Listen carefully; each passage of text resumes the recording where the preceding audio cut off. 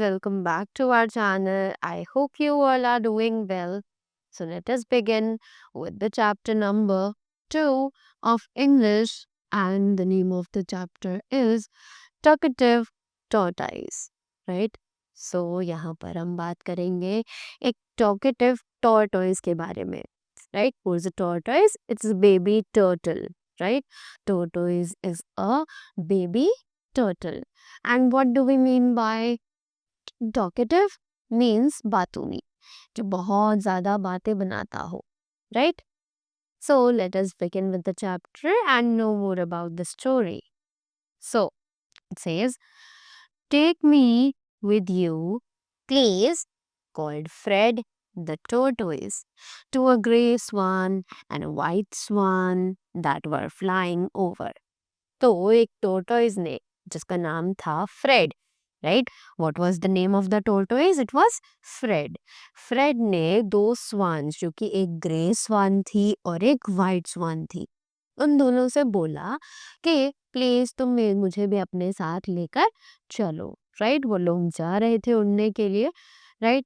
और टोटोइज ने उनसे कहा कि मुझे भी अपने साथ लेकर चलो. Then the swans saw Fred and flew down towards him. तभी फ्रेड की तरफ दोनों ही स्वान्स ने देखा और वो फ्रेड की तरफ नीचे आकर रुक गई. Do you really wish to go with us? Asked the swans as they came down to the ground where Fred was. अब जो स्वान्स थी उन्होंने बोला कि क्या तुम सच में हमारे साथ जाना चाहते हो? ये बात स्वान्स ने वहां आकर बोली जहां पर फ्रेड जो है उनको देख रहा था, जहां से बैठकर, right? I surely do, replied Fred the tortoise. तो टोर्टोइस ने बोला कि हाँ, मैं बिल्कुल जाना चाहता हूँ. Will you please take me with you? क्या तुम प्लीज मुझे अपने साथ लेकर चलोगे? Why not, I think we can do so. तो स्वान्स ने बोला हाँ, क्यों नहीं, मुझे लगता है कि हम ऐसा कर सकते हैं. Said the white swan in a low voice. अब ये बात एक वाइट स्वान ने बहुत धीमी आवाज में कही, right? The two swans talked together in low tones for a few minutes. उन दोनों स्वान्स ने आपस में बात करी थोड़ी देर के लिए. Then they flew to the woods. और उसके बाद वो जंगल में उड़ गई, राइट? जंगल की तरफ उड़ गए. They soon brought back a strong twig and dropped it in front of Fred. अब वो वहां से वुड्स में से, फॉरेस्ट में से एक स्ट्रॉन्ग ट्विग, यानी कि एक छोटी सी लकड़ी पर बहुत ज्यादा मजबूत लकड़ी वहां से लेकर आए और उन्होंने वो फ्रेड के आगे फेंक दी, right? Now said the swans, if we take you off to see the world, you must promise us one thing. अब स्वान्स ने उसे एक चीज कही कि अगर तुम हमारे साथ जाना चाहते हो और हम तुम्हें अपने साथ लेके भी जा रहे हैं, तुम्हें वर्ल्ड दिखाने के लिए, तुम्हें दुनिया दिखाने के लिए, घुमाने के लिए, तो बदले में तुम्हें हमसे एक चीज प्रॉमिस करनी होगी. What is that? आज फ्रेड ने बोला कि वो प्रॉमिस क्या है? I will promise almost anything if you let me come with you. कि अगर तुम दोनों मुझे अपने साथ आने देती हो तो मैं तुम्हें सब कुछ प्रॉमिस करने के लिए तैयार हूँ. तुम बस बताओ मुझे क्या करना है. You must promise not to say one word while you are in the air. Not one word, replied the swans. तो स्वंस ने बोला कि जब तुम हवा में होंगे तो तुम एक भी शब्द नहीं बोलोगे, एक भी शब्द नहीं बोलोगे, right? So all right, I promise, said Fred. Fred ने बोला हाँ हाँ ठीक है, बिल्कुल, मैं एक भी शब्द नहीं बोलूंगा.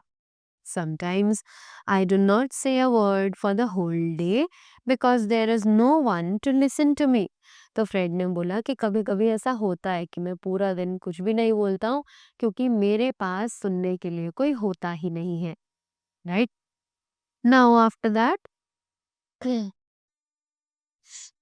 well, take firm hold of the middle of the twig we are ready to start, said the grey swan. अब ग्रे स्वान ने बोला, जल्दी से इस लकड़ी को बीच में से अपने मुंह में पकड़ लो और अब हम उड़ने के लिए तैयार हो रहे हैं, right? If you value your life you must hold on to it tightly, said the white swan. तो व्हाइट स्वान ने कहा कि अगर तुम्हें अपनी जान की चिंता है तो इसे कस कर पकड़ लेना, right? Fred took hold of the middle of the twig. Fred ने उस ट्विग को बीच में से पकड़ लिया। And the swans took hold of one end each, right? और दोनों ही स्वान्स ने उस स्टिक के एंड को पकड़ लिया, राइट? दोनों साइड से। Then they flew up up up. Fred swung from the middle of the twig, was enjoying it or not, only he could know. Right? अब वो उड़ चुके थे और वो और ऊपर और ऊपर और ऊपर ही उड़ते जा रहे थे।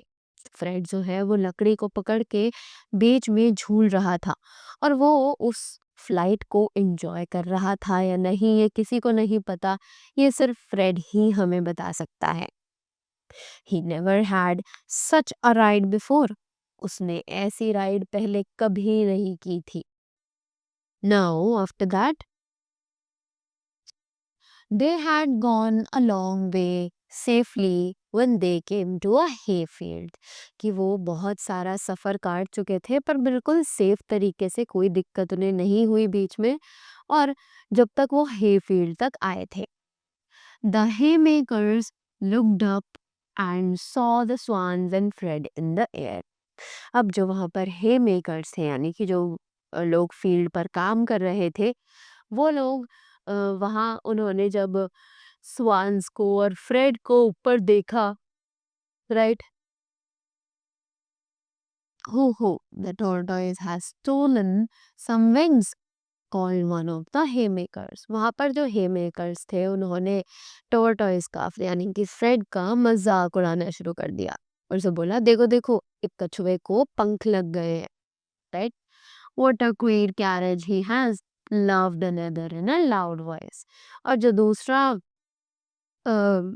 हेमेकर था उसने बोला कि ये कितने ज्यादा बेवकूफ है, right? I pity his horses, said another. अब दूसरे वाले ने बोला कि मुझे तो इन दोनों पर दया आ रही है, right? This made Fred the tortoise so angry that he cried out, "You!" But no one knows what he was going to say, for at once he fell off the twig, kerplunk to the ground. Right? So now what happened? जैसे ही Fred को गुस्सा आया ये सब चीजें सुनकर, Fred ने गुस्से में अपना मुंह खोला और उसे बोलना चाहा, यू, और फिर किसी को नहीं पता कि वो यू के बाद क्या बोलना चाहता था, क्योंकि जैसे ही उसने अपना मुंह खोला वो ऊपर से नीचे गिर गया, क्योंकि वो जो ट्विग थी वो उसके मुंह से अब छूट चुकी थी और वो नीचे गिर गया ग्राउंड पर, right? So that was all about the chapter. I hope you all got to know the story and you all learned something from this. So that was all from my side. Thank you so much and have a great day ahead.